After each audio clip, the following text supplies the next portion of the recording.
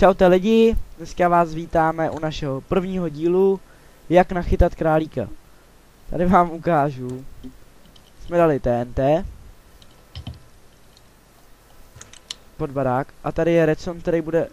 Jo, ty jsi to udělal takhle, jo. Jo, tady je redstone, který bude vést do pressure plateu. Takže to uděláme. Dneska je tu s náma opět Danek a Králík.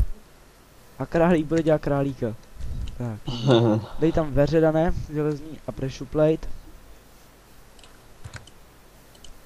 Dané. A pojďme a schováme se do našeho nenápadného ukrytu. A budeme si koukat, tak ježí, já jsem nadal ještě truhly. Ještě počkej. Vlezu tady.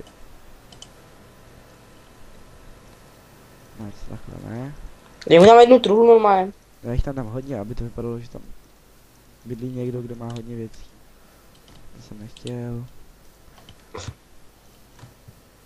Když se vám to bude líbit, tak jak to děláme, nám řekněte, a když ne, tak ať to neděláme. Jsou to prostě taký kravinky, no. Je nuda furt jenom točit let's play, tady to je taký ptákový prostě. Tak pojď nahoru, dáme. Jo, nenatáčíme to na našem serveru let's play, je to jiný server. Server je udělaný na králíka, takže se nemusíte bát. Dal jsi tam ten pressure plate? Tak králíku můžeš. Je, domeček, že by tam něco bylo. Tady. Nic. A králík krásně vybouchl. A my jsme živí.